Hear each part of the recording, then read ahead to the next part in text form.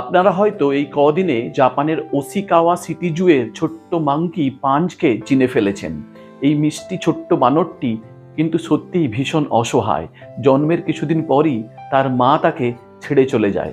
সেই সময় পাঞ্চ অন্য বানরদের সাথে মেশার চেষ্টা করলেও অন্যরা তাকে ঠিকমতো গ্রহণ করেনি। কখনো কখনো দেখা গেছে অন্য বানররা তাকে আঘাত করেছে।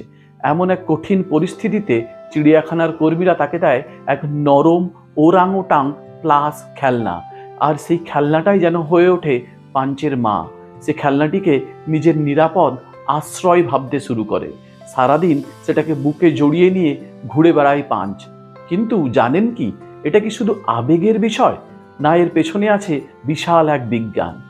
প্রাইমেটদের ক্ষেত্রে মা শিশুর স্পর্শ তাদের মস্তিষ্কের বিকাশে বিশাল ভূমিকা রাখে। স্পর্শ থেকে নিঃসৃত হয় অক্সিটোসিন, যা স্ট্রেস কমায় এবং নিরাপত্তার অনুভূতি দেয়। মনোবিজ্ঞানী হ্যারি হারলো তার গবেষণায় দেখিয়েছেন শিশু বানররা খাবারের চেয়েও বেশি গুরুত্ব দেয় নরম স্পর্শ আর সান্ত্বনাকে।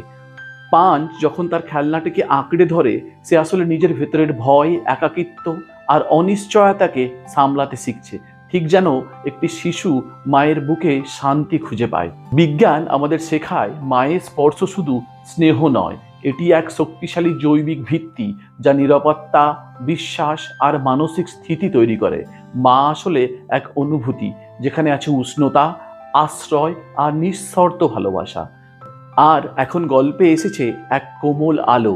একটি প্রাপ্তবয়স্ক বানর ধীরে ধীরে পাঞ্চের কাছে আসছে, তার পাশে বসছে, তাকে গ্রহণ করার চেষ্টা করছে। হয়তো পাঞ্চ আবার শিখছে হারিয়ে গেলেও সম্পর্ক ফিরে আসতে পারে। আর পৃথিবী সবসময় একটু জায়গা রেখে দেয় নতুন করে ভালোবাসা পাওয়ার জন্য।